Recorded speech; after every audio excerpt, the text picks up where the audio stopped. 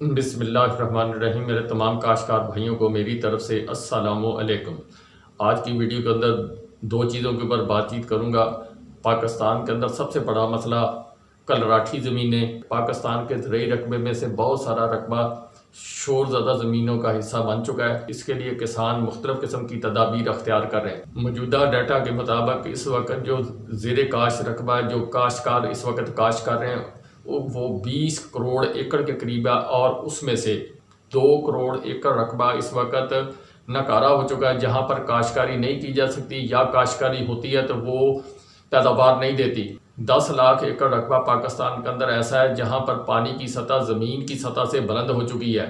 सफ़ेद कलर, काला कलर या दोनों किस्म के कलर मुख्तलिफ जगह पर पाए जाते हैं। पाकिस्तान में काले कलर की वजह से जो ज़मीनें मुतासर हुई हैं उनकी तादाद 30 लाख एकड़ के करीब है, कमोबेश हो सकता है। पाकिस्तान में जो इलाके कलर की वजह से ज़्यादा मुतासर हैं उसमें हाफजाबाद, सरगोदा, झंग और उसके अलावा सिंध में ज़िला ठट्ठा, बदीन और इसके मुलहिका इलाके जो समुंदर के साथ साथ है, वहाँ पर काफ़ी रकबा सेम ज़दा या कलर की ज़द के अंदर आ चुका है।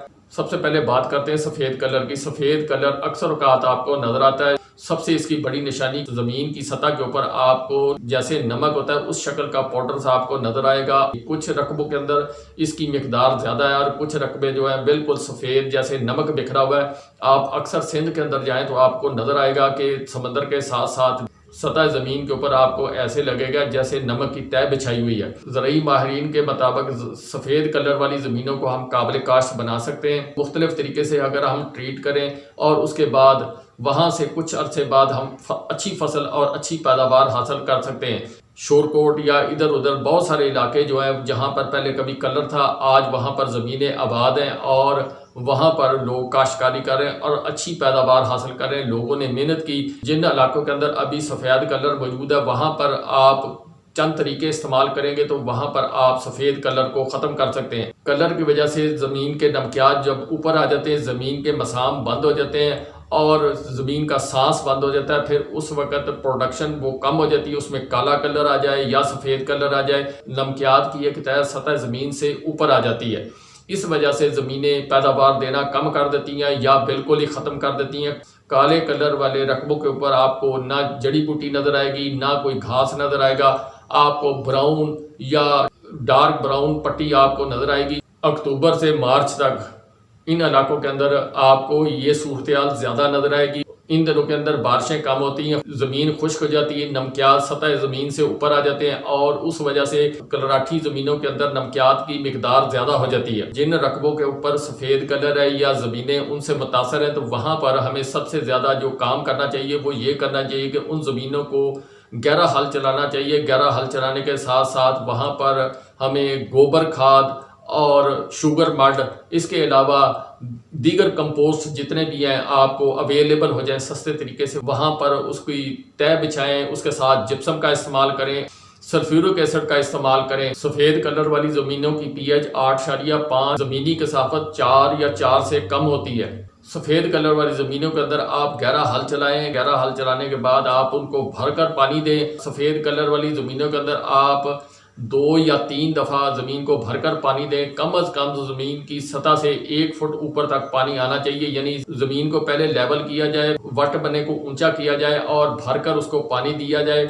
और उसके बाद बाकी जितनी चीज़ें मैंने आपको बताई हैं वो चीज़ें आप उसके अंदर इस्तेमाल करें। 6 हफ्ते तक आप ये प्रोसेस करें। इस दौरान आप डबल रौनी कर लें या 3 दफ़ा पानी का इस्तेमाल कर लें तो वो ज़्यादा बेहतर होगा। वो नमकियात लीच डाउन हो जाएंगे और उसके बाद आपकी ज़मीन की बहाली बेहतर तरीके से हो सकेगी और आप जो फसल लगाएंगे वो हो जाएगी। जो रूट लेवल है जहाँ पर फसलों की जड़ें जाती हैं वहाँ तक जो नमकियात हैं वो नीचे चले जाएंगे। 80 से 90% आपकी ज़मीन बहाल हो जाएगी। ये प्रोसेस आप लगातार उन ज़मीनों के अंदर 2, 3, 4 साल तक जारी रखेंगे, फिर आपकी ज़मीनें हल्की भारी किस्म में आ जाएंगी। जिस तरह बाकी ज़मीनों को आप ट्रीट करते हैं उसी तरीके से फिर आप उन ज़मीनों को आप इस्तेमाल कर सकेंगे। इसके अलावा वहाँ पर जो खादें आपने इस्तेमाल करनी वो तेज़ाबी खादें इस्तेमाल करनी। वहाँ पर असासी खादें आपने इस्तेमाल नहीं करनी, यानी DAP वगैरह इस्तेमाल नहीं करनी। वहाँ पर आपने single super phosphate, ammonium sulphate, sulphur और इसके अलावा nitrophos, magnesium sulphate, calcium sulphate का इस्तेमाल आपने उन ज़मीनों के अंदर ज़्यादा रखना है ताकि तमाम किस्म के नमकियात नीचे चले जाएं और उसके बाद आपकी ज़मीन बहाल हो सके। इसके साथ साथ गोबर खाद और सब्ज़ खाद ये आपने वहाँ पर ज़्यादा से ज़्यादा आपने डालनी है। तो इस तरीके से आप उन ज़मीनों को बहाल कर सकते हैं। गोबर खाद के अलावा जहाँ पर आप चावल लगाते हैं, आप चावल की काश के बाद उसकी नाड़ी को या तो आग लगा देते हैं या उसको ज़ाया कर देते हैं, उसको आप रूटावेट करें।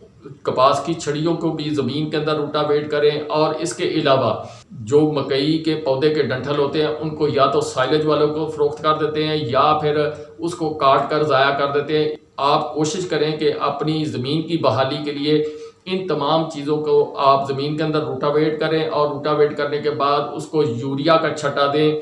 आधी बोरी या एक बोरी आप उसको छट्टा करके उसके बाद आप पानी लगा दें। उसके अंदर बैक्टीरिया पैदा होंगे और बैक्टीरिया ज़मीन की बहाली के लिए बेहतरीन काम करेंगे। इस तरह आप अपनी ज़मीनों को फ़ाल कर सकते हैं सफ़ेद कलर से।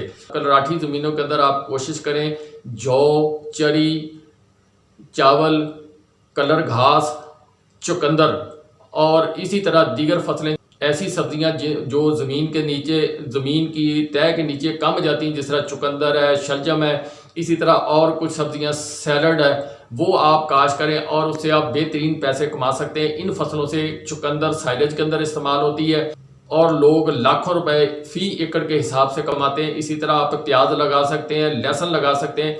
ये वो फसलें हैं जो हल्की ज़मीनों के अंदर आपको ज़्यादा पैसे दे सकती हैं। अब आते हैं काले कलर की तरफ। काला कलर क्यों पैदा होता है? काले कलर वाली ज़मीनों की पीएच 8 से ज़्यादा 11-12 तक भी चली जाती है, कहीं इससे भी ज़्यादा चली जाती है। उसकी ज़मीनी कसाफत बाज़-औक़ात 4 या 4 से ज़्यादा होती है और बाज़-औक़ात ये मामलात उल्ट हो जाते हैं कि ज़मीनी कसाफत जो है वो कम भी हो सकती है और पीएच 8 के करीब भी होगी, लेकिन ज़मीन कलराठी होगी। उसकी वजह ज़मीन के अंदर सोडियम हाइड्रोक्साइड और सोडियम कार्बोनेट, जब इन मरकबात का आपस के अंदर मिलाप होता है, मिलाप होने के बाद एक जो शक्ल बनती है, उस अमल की वजह से फिर ज़मीन काले कलर की तरफ चली जाती है। पीएच, ज़मीन की कसाफत, ज़मीन का तमाम कुछ, जो कुछ भी ज़मीन की बहाली होती है वो ख़त्म हो जाती है। इस तरीके से काला कलर उन ज़मीनों के अंदर पैदा होता है जिनमें ये दो मरकबात आपस में कीमियावी अमल करते हैं। कुदरती प्रोसेस है।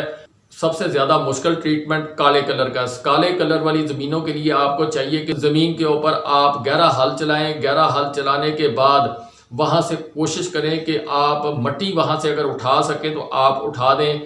1 या 1.5 फुट ज़मीन की मट्टी की तह जो है वो उसको उठाएं। उठाने के बाद दूसरी जगह शिफ्ट कर दें। अगर ज़मीन की मट्टी आप उठा सकें, ये मैं फिर दोबारा कह रहा हूँ कि अगर आप ज़मीन की मट्टी उठा सकें तो ज़्यादा बेहतर होगा। 1 या 1.5 फुट ज़मीन को नीचे कर लें। ज़्यादा बेहतर है कि 1.5 फुट तक आप ज़मीन को नीचे ले जाएं और उसके बाद उसके अंदर पहला पानी देते वक्त आप सल्फ्यूरिक एसिड और उसके साथ 1 टन के करीब आप जिप्सम वहाँ पर स्प्रेड कर दें। उसके बाद जब ज़मीन वतर आए तो फिर वहाँ पर आप शुगर मड, जानवरों का गोबर, बकरियां चलाने वाले जो हैं उनको वहाँ पर आप मदऊ करें। उनको कहेंगे आप जानवरों को यहाँ पर बिठाएं और कुछ दिन, 1 हफ्ता 2 हफ्ते, जब तक वो ज़मीन वतर आ जाए, अगले पानी के से पहले वो वहाँ पर बैठेंगी। उसके साथ कुछ नमकियात उनके जिस्म के साथ चले जाएंगे, कुछ वो जो अपना फुजला खारिज करेंगी वो उसके अंदर असरअंदाज होगा। इसके बाद जब आप दूसरा पानी उसको दें, वहाँ पर फिर आप ज़मीन के अंदर कैल्शियम हाइड्रोक्साइड वो 150 किलो के करीब वो आपको मिल जाएगा। 17 केमिकल वाले वो तैयार करते हैं। 150 किलो के करीब आप ले लें और लेकर उसको ज़मीन के अंदर आप डालेंगे तो जो नमकियात हैं वो उसको काफ़ी हद तक नीचे लेकर जाएगा। तीसरे पानी के ऊपर आप ज़मीन के अंदर फिर सल्फ़र का इस्तेमाल करें। वहाँ पर आप कैल्शियम क्लोराइड का इस्तेमाल करें, कैल्शियम सल्फेट का इस्तेमाल करें, मैग्नीशियम सल्फेट का आप इस्तेमाल करें। इसकी मिकदार आपने जिस तरह मैंने बताई, कैल्शियम क्लोराइड 150 किलो के करीब आप कैल्शियम सल्फेट, 150 किलो के करीब आप मैग्नीशियम सल्फेट का इस्तेमाल वहाँ पर करें और उसके अलावा ज़मीन को भरकर पानी दें। सफ़ेद कलर वाली ज़मीन कम मेहनत से बहाल हो जाएगी। काले कलर वाली ज़मीन के ऊपर आपको ज़्यादा मेहनत करनी पड़ेगी। अल्लाह पाक सबका मुहाफ़िज़।